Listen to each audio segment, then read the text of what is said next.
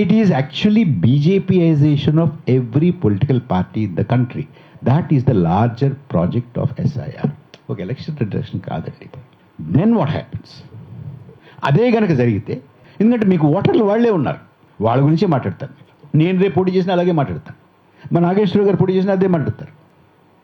అంచేత BJPization of every political party.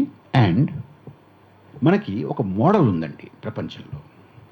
కొంతమంది రాజకీయ ప్రక్రియలో పాల్గొని కొంతమందికి రాజకీయ ప్రక్రియలో పాల్గొనేటటువంటి అవకాశం లేనటువంటి మోడల్ ఒకటి ఇజ్రాయెల్లో తయారు చేశారు. ఇజ్రాయెల్లో ఏ పార్టీ అధికారంలోకి వచ్చినా, ఎవరు పోటీ చేసినా, వారందరూ కూడా, because it's an Israel is a Jewish state, వారు కేవలం జూయిష్ ఇంట్రెస్ట్తోనే మాట్లాడుతుంటారు. వాళ్ళు ఏ పార్టీ, లిక్విడ్ పార్టీ కావచ్చు, లేబర్ పార్టీ కావచ్చు, ఎక్స్ పార్టీ కావచ్చు, వై పార్టీ కావచ్చు, ఏ పార్టీ అయినా సరే. అంటే you are Israelizing India. BJPizing political parties, Israelizing India. మీరు ఒకసారి చూడండి, religious symbols in Israel are state symbols. Star of David is on the flag. మనం కూడా సింబల్ పట్టుకెళ్ళాం మన ఈ మధ్యనే పార్లమెంట్లో.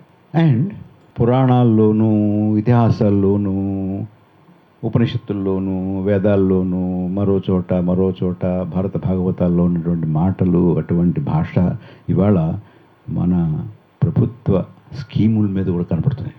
జీ రామ్జీ అని పెట్టారండి. మహాత్మా గాంధీ తీసేసి జీ రామ్జీ అని పెట్టారు కదా. సో స్లోగా state symbols, state language is becoming religious symbol and religious language. This is what happened, this is what is the reality in Israel. So ఎస్ఐఆర్కి ఒక లాంగ్ టర్మ్ కాన్సిక్వెన్స్ ఉంది. దాన్ని దయచేసి మీరు దృష్టిలో పెట్టుకోవాలి. నేను అందరికీ మనవి చేసుకుంటున్నాను. ఓకే, ఇంకొక 5 నిమిషాలు ఏం చేయాలి? బట్ మీరు ఇంటికి వెళ్ళిన తర్వాత దీని గురించి ఆలోచించండి. ఏం జరుగుతుంది SIR? It is not an electoral issue alone. It is also an electoral issue, one or two elections. But beyond that, ఏం చేయాలి?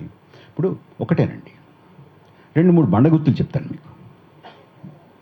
భారతదేశంలో జనాభా పెరుగుతోందా, తరుగుతోందా? పెరుగుతుంది కదమ్మా. జనాభా పెరిగితే ఓటర్లు పెరుగుతారా, తరుగుతారా? తరుగుతున్నారు ఏమిటి మరి? నెంబర్ 1. నెంబర్ 2, మనది యూనివర్సల్ అడల్ట్ ఫ్రాంచైజ్.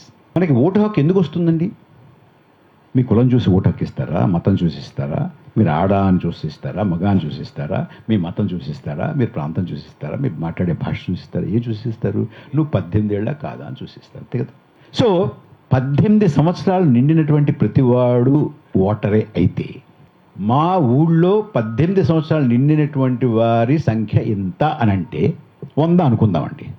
మా నియోజకవర్గంలోనూ, మా మండలంలోనూ, మా జిల్లాలోనూ, మా రాష్ట్రంలోనూ 100 మంది 18 ఏళ్ళు నిండిన వాళ్ళు ఉన్నారు అని అంటే, నా ఓటర్ లిస్టులో ఎంతమంది ఉండాలి? ఎంత ఉండాలండి? 100 మంది ఉండాలి కదా. 99 ఉన్నారు అనుకోండి, ఓకే, ఇప్పుడు ఎక్కడో చిన్న పొరపాటు జరిగింది. 101 ఉన్నారు అనుకోండి, అది పొరపాటు జరిగింది.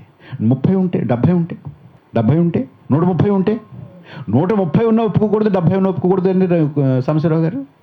సో ఇవాళ సెన్సెస్ పక్కన పెడదాం కాసేపు. ఇవాళ ఫ్యామిలీ సర్వేస్ ప్రకారం, ఫ్యామిలీ హెల్త్ సర్వేస్ ప్రకారం, ప్రభుత్వాలు చేసినటువంటి సర్వేల ప్రకారం, కలెక్టరేట్లో స్టాటిస్టిక్స్ డిపార్ట్మెంట్ వాళ్ళు చేసినటువంటి సర్వేస్ ప్రకారం, ప్రతి చోట what is the adult population, మీకు గూగుల్ చేసి తెలిసిపోతుంది what is the adult population in a particular Geography. So ఆ జియోగ్రఫీలో 18 సంవత్సరాలు నిండినటువంటి అడల్ట్ పాపులేషన్, వయోజన జనాభా 100 ఉంటే what is your electoral roll strength? అర్థమైపోయింది కదా. సో అదొక పండుగ. సో ఇప్పుడు యూపీ ఉందండి, ఉత్తరప్రదేశ్లో అడల్ట్ పాపులేషన్ సంఖ్య 16,10,00,000 అండి. 16.1, బట్ 16 అనుకుందాం, 16 కోట్లు అనుకుందాం. ఎస్ఐఆర్ చేసిన తర్వాత ఓటర్ లిస్టు సంఖ్య ఎంతో తెలుసా అండి? 12,50,00,000 అండి. కొంత అటు ఇటు వేసి చివరికి మొత్తంగా చూస్తే 2.83 crores were taken out. We have to question.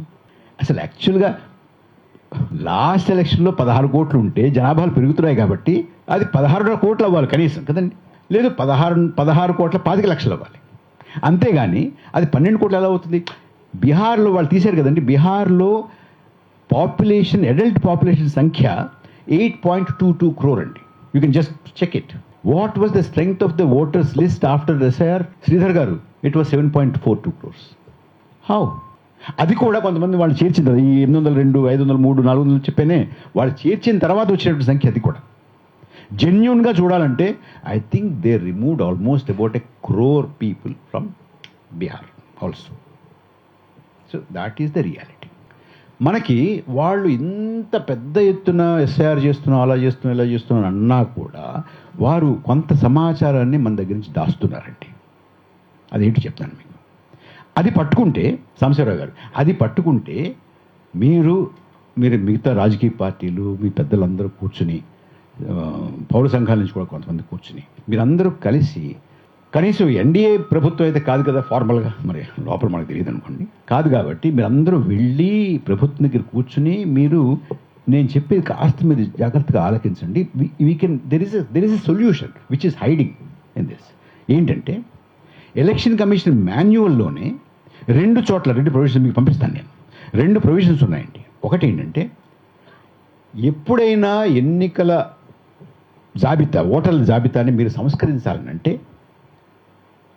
ఏ గ్రామంలో ఆ గ్రామంలో, ఏ వార్డు ఆ వార్డు, మీరు వార్డు సభ, గ్రామ సభ పెట్టి ఆ ఓటర్ లిస్టు చదివి ఉన్నారా లేరా అని ఆ సభను అడిగి, ఆ సభలో లేదండి పరకాల ప్రభాకర్ ఉండట్లేదు, వెళ్ళిపోయాడు ఎక్కడికోను అంటే వాడిని తీసేసి, సాంబశివరావు ఇక్కడే ఉంటారండి, ఇప్పుడు లేదు బయటకు వెళ్ళారంటే, అయితే పొరుగురు వెళ్ళారండి, ఎక్కడో పని చేసుకుంటున్నారండి, వస్తాడండి, ఎప్పుడు వస్తాడంటాడండి అని అంటే ఆయన నుంచి, లేదు పలానా వారు పోయారండి, లేరు ఈ మధ్య లాస్ట్ ఇయర్ చచ్చిపోయారు ఆయన, అది తీసేయండి. 18 సంవత్సరాలు నిన్న వాళ్ళు మా ఇంట్లో 2 ఉన్నారండి అంటే వాళ్ళ పేరు లెక్కించు. ఇలా చెయ్యాలి అని there are provisions in 2 places. ఆ 2 places మీకు పంపుతాను నేను. సో మీరు వారు ఓటర్ లిస్టు ఎక్కడో చీకటి గదుల్లో కూర్చుని కంప్యూటర్ పెట్టుకుని సవరించడం కాదు. వీడి పేరు తీసేసాం, వాడి పేరు తీసేసాయి, వీడంటే నాకు ఇష్టం లేదు, వాడి పేరు ఇలాగ ఉంది, అలా కాదు. కమ్ అవుట్, వీధిలోకి రా, గ్రామ సభ పెట్టు, వార్డు సభ పెట్టు. వార్డు సభలోను గ్రామ సభలోను అందరి ఎదురుగుండా పారదర్శకంగా బహిరంగంగా ఓటర్ లిస్టు చదివి అందులో లేని వాళ్ళని, చనిపోయిన వాళ్ళని, ఉండనటువంటి వాళ్ళని తీసి ఉన్నటువంటి వాళ్ళని ఉంచి నువ్వు ఓటర్ లిస్టు చెయ్యి.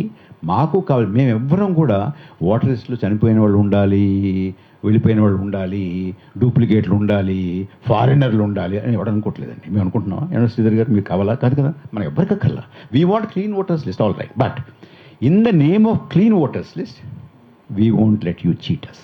We won't let you cheat this democracy. We won't let you cheat this republic. This should be our motto. ఈ దేశంలో అర్హుడైన వాడు ఎవ్వరూ కూడా ఓటు లేకుండా ఉండకూడదు. That's all. This should be, ఇది మన శపథం కావాలి.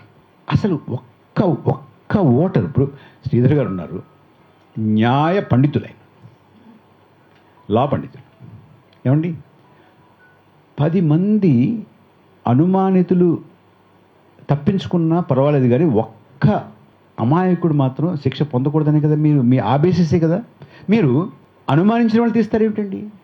అనుమానం కూడా ఇప్పుడు అసలు ఏ బేసిస్ మీద తీస్తున్నారు? ఇంకోటి, నేను ఈ ఓటరుగా ఉండడానికి అర్హున్నా కాదా అని నేను నిరూపించుకోవాలా?